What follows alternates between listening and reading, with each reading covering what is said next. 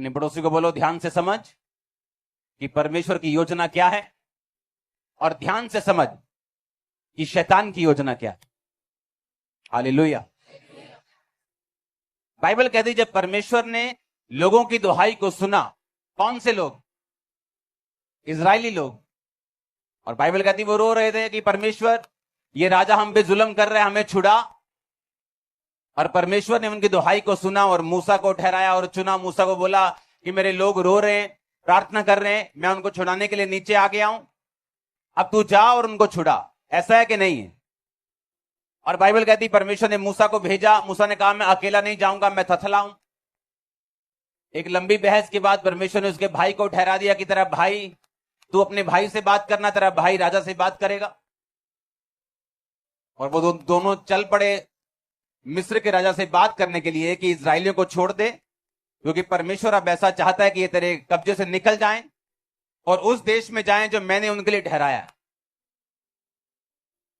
शैतान को आदत नहीं आपको जल्दी छोड़ने की, वो ढीठ प्राणी है, उसको आदत नहीं है। उसको लगता है कि यहां तक कि जब बाइबल कहती है जब यीशु मसीह ने कहा जब दुष्ट आत्मा आप में से निकाल दी जाती है वो फिर देखने के लिए आपको आती है, और अगर सुना पाती यानी परमेश्वर से दूर पाती तो लिखा फिर से उसमें वास करने के लिए 7 आत्माओं को साथ लेके आती और कहती है कि मैं अपने उसी घर में, अपने घर में, वो आपको अपना घर समझती, कहता है अपने उसी घर में जहां से मैं आई थी, कहती मैं वहीं लौट जाऊंगी। और शैतान को अच्छा नहीं लगता अगर आप लोग आजाद हो जाएं उसके चंगुल से। उसे पसंद नहीं कि कोई दुष्ट आत्मा से आजाद हो। और बाइबल कहती जैसे ही उन्होंने राजा को बोला राजा हम लोग तुझे बोलते हैं कि इन लोगों को छोड़ दे ताकि अपने परमेश्वर के लिए 3 दिन के रास्ते पे जाके बलिदान करें और तू इनको जाने दे, सब बच्चों समेत, सब बुजुर्गों समेत, सब जानवरों समेत। मिस्र के राजा ने उनसे कहा हे मूसा, हे हारून, तुम क्यों लोगों से काम छुड़वाना चाहते हो? तुम जाकर अपना अपना बोझ उठाओ। फिरौन ने कहा सुन, इस देश के ये लोग बहुत हो गए हैं, फिर तुम उनको परिश्रम से विश्राम दिलाना चाहते हो? फिरौन ने उसी दिन परिश्रम करने वालों को, उनके ऊपर जो उनके ऊपर थे, उनके सरदारों को आज्ञा दी कि तुम ईंटें बनाने के लिए लोगों को पुआल दिया करते थे, वो आगे को ना देना, वो अपने लिए अपना पुआल खुद इकट्ठा करें। अब तक उन्हें बनाने की आज्ञा दी थी, उतनी ही आगे को भी उनसे बनवाना, ईंटों की गिनती कुछ भी कम ना करना, क्योंकि वो आलसी हैं और ये कहकर चिल्लाते हैं कि हम अपने परमेश्वर के लिए बलिदान करें। उन मनुष्यों से और भी कठिन सेवा करवाई जाए कि वो उसमें परिश्रम करते रहें और झूठी बातों पर ध्यान ना लगाएं। उन लोगों ने परिश्रम करवाने वालों और सरदारों ने बाहर जाकर उनसे कहा, फिरौन इस प्रकार कहता है कि मैं तुम्हें पुआल नहीं दूंगा, तुम ही जाकर पुआल जहां मिले उन्हें इकट्ठा कर लो, परंतु तुम्हारा काम कुछ भी घटाया नहीं जाएगा। 14 आयत पढ़ेंगे।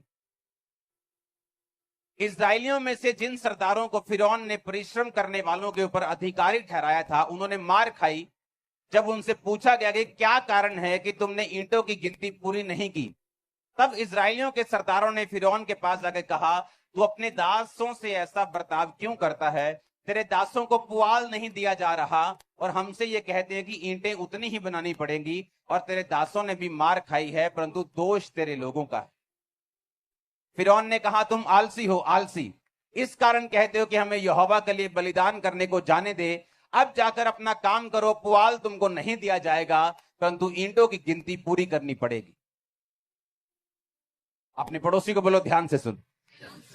मैंने आपको क्या कहा प्रीचिंग से पहले कि परमेश्वर की योजना अगर आप समझ गए और शैतान की समझ गए तो आप सेम नहीं वापिस जाओगे। मान लो 10 लोग थे, उनको बोलते थे कि 400 ईंट रोज बनानी, ये लो तूड़ी, वो सामने मिट्टी पड़ी है, उठाओ और बनाओ। फिर उन लोगों का लीडर आ गया मूसा, राजा से बात की कि राजा इन लोगों को छोड़ दे। राजा ने कहा ठीक है, ये लोग काम छोड़ना चाहते हैं, ये आलसी हो गए, इनको डबल काम कराओ। बोलो तूड़ी मिलती थी ना जो, वो भी नहीं मिलेगी, पर ईंटें उतनी ही बनानी पड़ेंगी। और क्या हुआ फिर? जो लोगों के काम करवाने वाले मुखिया थे उन्होंने मार खाई कि ईंटें पूरी क्यों नहीं हुई। उन्होंने कहा हमें पुआल नहीं मिलता। राजा ने कहा नहीं मिलेगा, उतनी ही ईंटें बनाओ जितनी पहले बनाते थे, और खुद जाके तूड़ी इकट्ठी करो, खेतों में जाओ, जाके खुद तूड़ी इकट्ठी करो, चावल की पराली इकट्ठी करो, खुद जाके काम करो, लेकिन कुछ भी मिलेगा नहीं। और बाइबल कहती उनके सरदारों ने इकट्ठे होकर मूसा से कहा, तू यहां पे जब से आया है हमारे संकट के दिन आ गए हैं, हमारी मुसीबतें बढ़ गई। और राजा ने कहा अपने लोगों से, इन पे इतना भार डालो कि ये झूठी बातों पर ध्यान ना लगाएं। पर क्या वो झूठी बात थी? मैंने कहा क्या वो झूठी बात थी? वो किसकी बात थी? परमेश्वर की। वो वचन था, वो झूठा नहीं था। लेकिन उन्होंने क्या कहा? कहते इन पर इतना भार डालो। यही शैतान की योजना है। जब वो आपको देखता है कि आप परमेश्वर की ओर चल पड़े हो, जब वो आपको देखता है कि आप छुटकारे की ओर चल पड़े हो, जब वो आपको सही जगह बैठे हुए देखते हैं, आपको सही चर्च में बैठा हुआ देखता है, आपको प्रार्थना करता हुआ देखता है, आपको बाइबल पढ़ता हुआ देखता है, अब आपको वो रोजे रखता हुआ देखता है, अब आपको वो पवित्रताई में चलता हुआ देखता है, और वो आपको तंग करना शुरू करते हैं।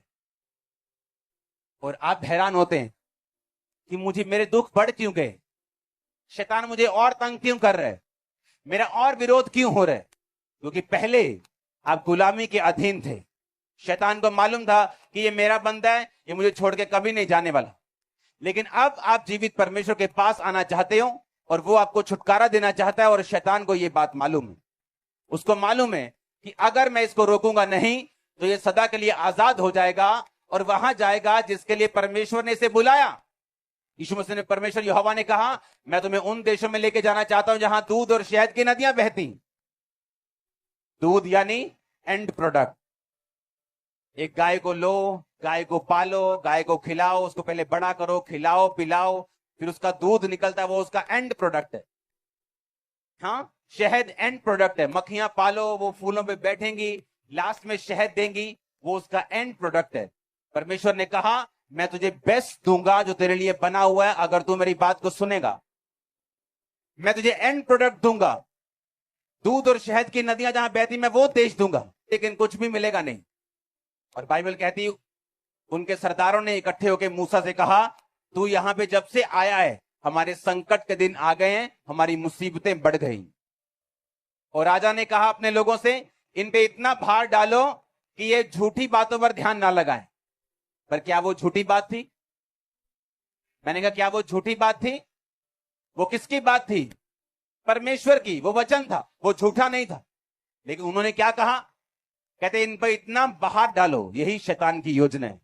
जब वो आपको देखता है कि आप परमेश्वर की ओर चल पड़े हो, जब वो आपको देखता है कि आप छुटकारे की ओर चल पड़े हो, जब वो आपको सही जगह बैठे हुए देखते हैं, आपको सही चर्च में बैठा हुआ देखता है, आपको प्रार्थना करता हुआ देखता है, आपको बाइबल पढ़ता हुआ देखता है, अब आपको वो रोजे रखता हुआ देखता है, अब आपको वो पवित्रताई में चलता हुआ देखता है, और वो आपको तंग करना शुरू करते हैं। और आप हैरान होते हैं कि मुझे मेरे दुख बढ़ क्यों गए, शैतान मुझे और तंग क्यों कर रहा है, मेरा और विरोध क्यों हो रहा है। क्योंकि पहले आप गुलामी के अधीन थे। शैतान को मालूम था कि ये मेरा बंदा है, ये मुझे छोड़ के कभी नहीं जाने वाला।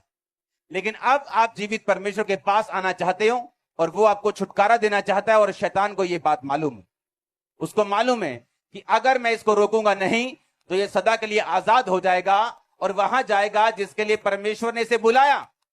यीशु मसीह ने, परमेश्वर यहोवा ने कहा, मैं तुम्हें उन देशों में लेके जाना चाहता हूं जहां दूध और शहद की नदियां बहती।